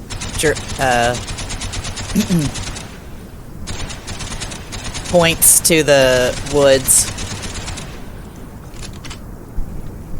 Yeah, he'll nod. He'll actually follow her.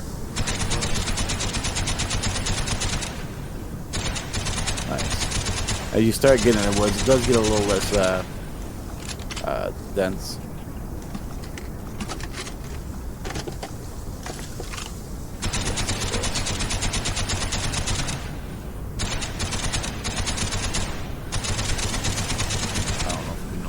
All right. So as they're heading in the woods, David, go ahead and. So now you get your knife pulled out. Yeah. Yeah, it's hard to get. All right, here I got. I don't know if I can control everybody's volume. Is that better?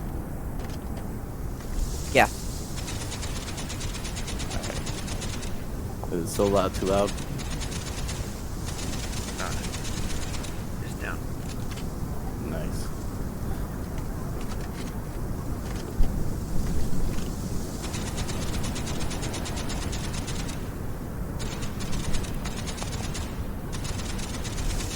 Yeah, so, David, tell me what it's like as you stick this glowing-eyed guy with your knife.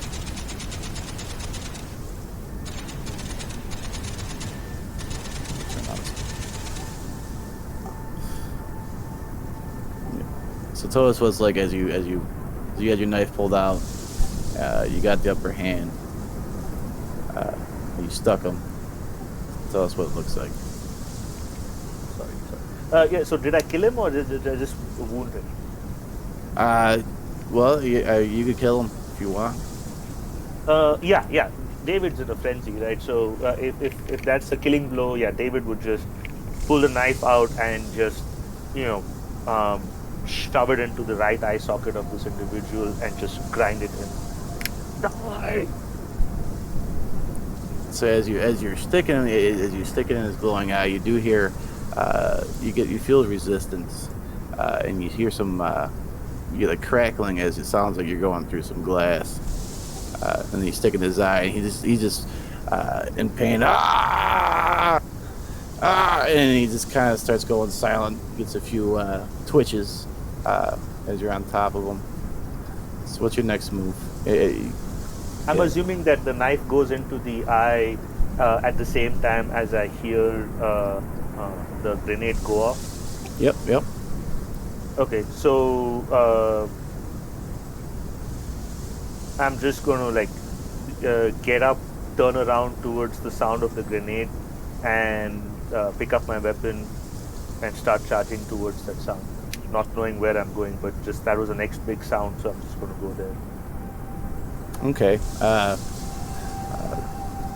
Do you look around, or are you kind of tunnel vision? Yeah, just tunnel vision. David's in a full frenzy, so he was coming towards what he thought were the shadows. He killed something, and now he hears the next big explosion, so he's just going to go towards that, thinking that's somehow related to all of this, and he wants to kill some more people there as well. Awesome. All right, so as you're running back and Billy and Victor are running towards you unknowingly, I wonder if I should make everybody do a cuff to see if you all fire at each other. Oh, yeah, do it. Yeah, do it. Do it. Roll the cuffs. Anybody who fails a cuff fires at the other person.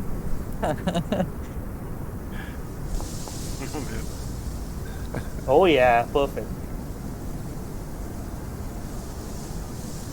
Stop shooting, dudes! Oh god.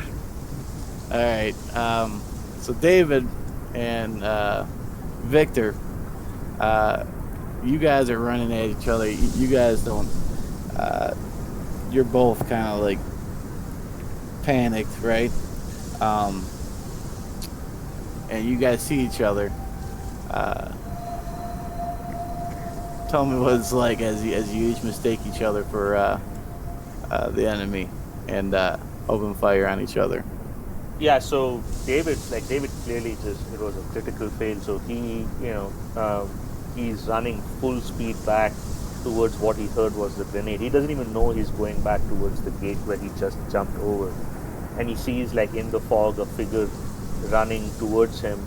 He just picks his rifle up and just starts shooting again.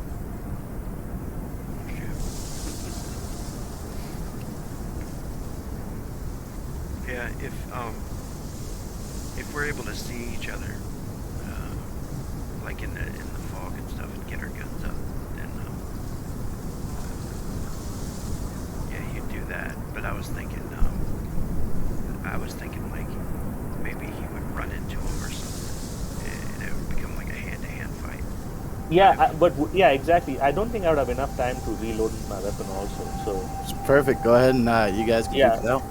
Yep. I think it's David just pulls his weapon and he starts shooting, and then he hears the word, hears the sound click, click, click, and he's like, and he just throws the weapon down.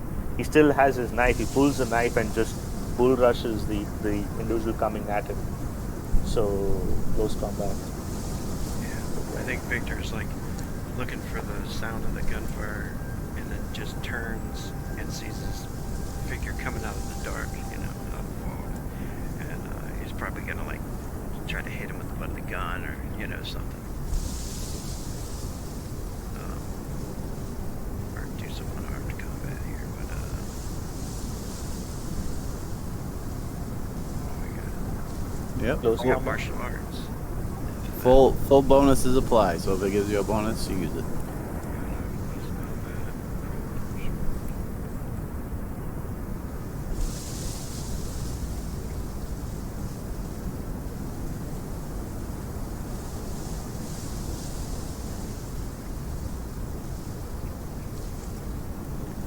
How do I attack with unarmed? It would. I've been rolling close combat. Yeah, it's what it would be. It would be close combat. Close yeah, combat. Yeah, that makes sense. Yep. If you had a knife or something, you'd be able to just click on knife. I want to see what it does. Yeah.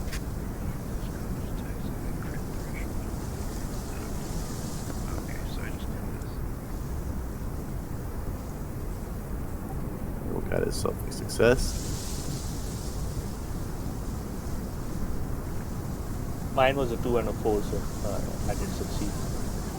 All right. So, Rogue, tell me what it's like as you run into this foggy silhouette and immediately start fighting, and you get the upper hand. So yeah, he was like following behind Billy and heard the gunfire. I guess in front of them almost. Bullets zip by, and then he's looking around frantically at that point, like because they're close, and he, of course, David might be dead at this point, so he turns and he's kind of rotating as he's going in through the fog with his rifle out, and then all of a sudden David comes flying at him with that knife in his hand, and Victor like throws the rifle around and ducks under the knife attack, and he hits Victor in the stomach and just kind of flips him to where he lands on the ground. And would he notice at that time, or are we still going? You guys are tussling.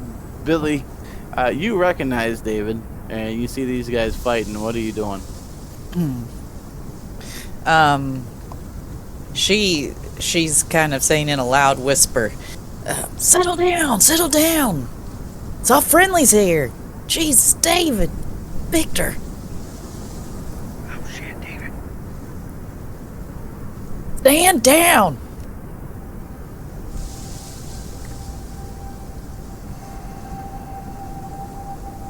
David is fighting Victor. What? And like David's still like trying to fight off the with his knife, like, and he can hear you guys. What? Huh? Hey, it's Victor. Oh, okay. Put his arm I down. put something in the woods. Put his arm down to like help him up. And Victor like takes his arm and like stands to his feet. I killed something with red eyes in the woods. Well, you were right. We were seeing shit too. It's this damn fog. The base is under attack. What? Okay, and like David like drops down, picks his rifle up, reloads it. Okay, what do we do now? We need to get... Yeah, and we gotta get in a position where we can see what's going on. They probably think we're gonna skedaddle, but I ain't leaving the captain behind. Okay.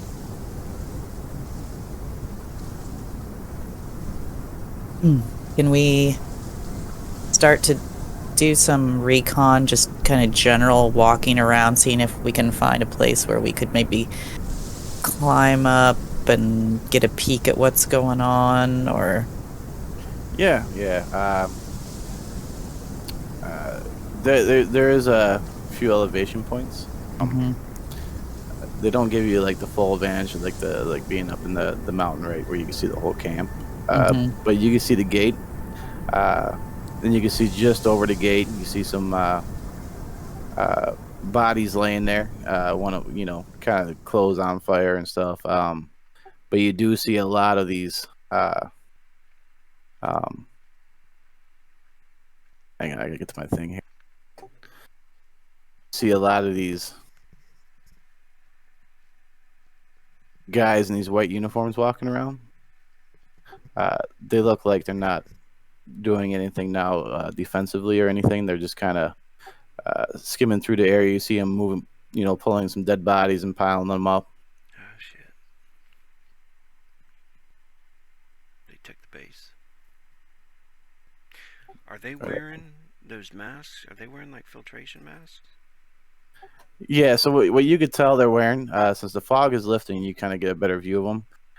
You can see they do got the glowing red eyes, right? And they do got a mask on. Whether it's filtration or not, it's hard to tell.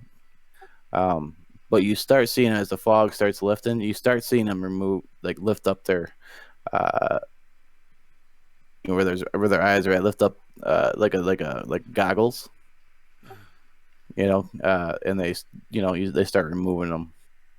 And as you see that, you see more. Uh, you start seeing more and more people uh, mountainside. You see a lot of commotion over there. As it looks like there's like lights and stuff heading in that direction to the camp.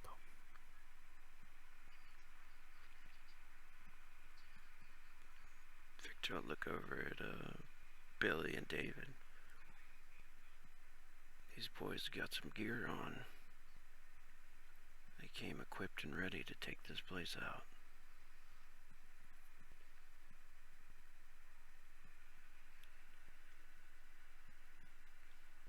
Looks like it. You spot the captain?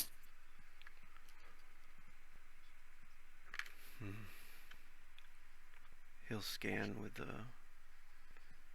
If Billy doesn't have binoculars, he'll let him borrow. He'll let her borrow his. And he does have the recon bonus. Let me see. Yeah, she's got binoculars too. Okay. She'll do some recon as well. David, you got binoculars? Let me check. Then we've got infiltrator too. I got a night vision goggles, no binoculars. Oh, nice. Night vision goggles.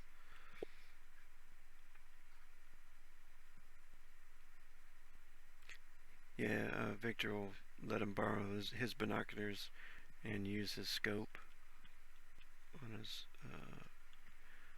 sniper rifle to look around. And here's my recon roll. Infiltrator +1.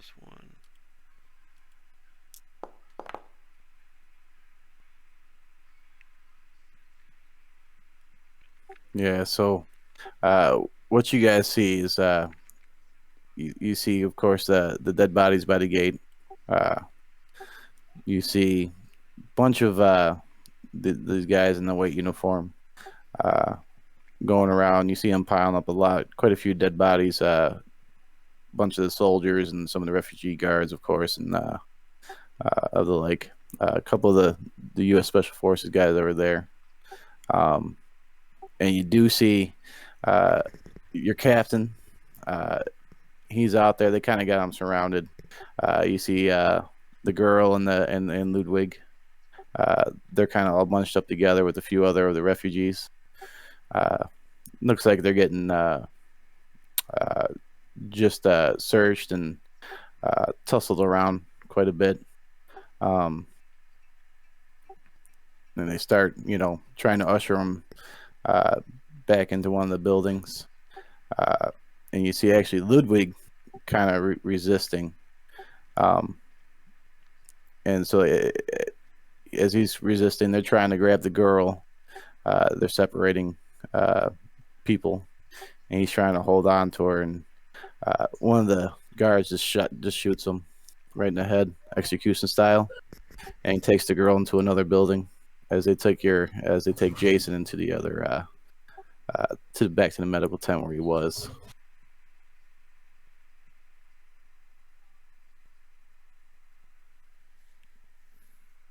Damn. So how many soldiers are we seeing? You're seeing more come in. Just in the center area by where the medical tent is and the mayor's house and stuff. You're just seeing the 6 or 7 of those ones in whites, and you're seeing other Russian normal army come in, and you're seeing some of the other Spatnaz troops come in. So the number is not quite fully realized, and you do realize too that your woods are starting to come alive. You're starting to see some heavy vehicles start working their way up the road there, but you're not sure what they are.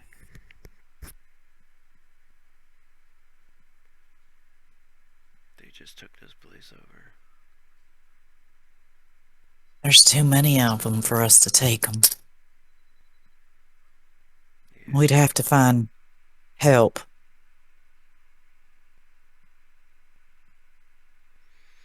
Yeah.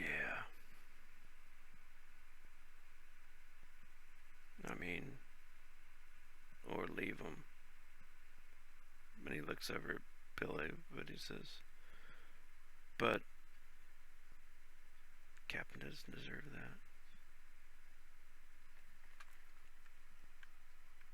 She says, "You're free to do whatever you want, Victor, but I can't." No. But I think we might need a strategic retreat for the moment. Find some place to hunker down until we can figure things out.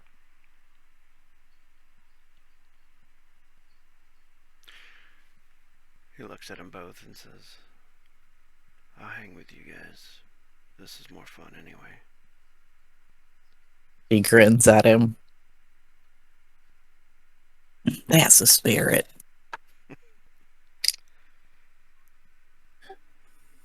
Yeah, so as you guys are watching and you hear more vehicles moving up the road, we'll do some closing RP here. David, tell me what it's like to see you're not crazy and the glowing-eyed non-Russian but Russian or Russian non-Russian speaking Russians actually exist.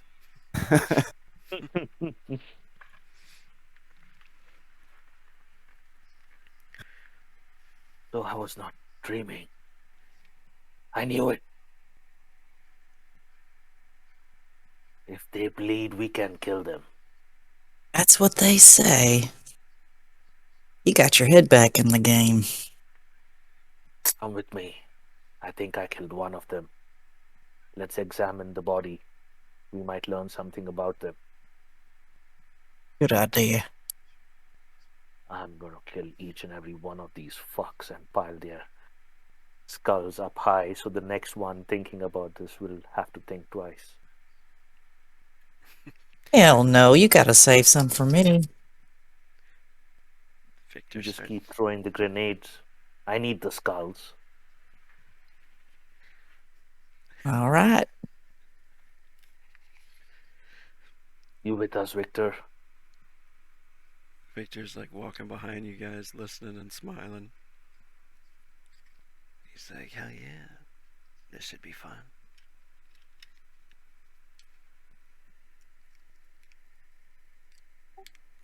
So as you approach his body with a knife wound in the eye, and you see the shattered goggle that he has, you hear the rumbling of vehicles coming down the road, and your camp is now overrun by Russians with some friendlies dead.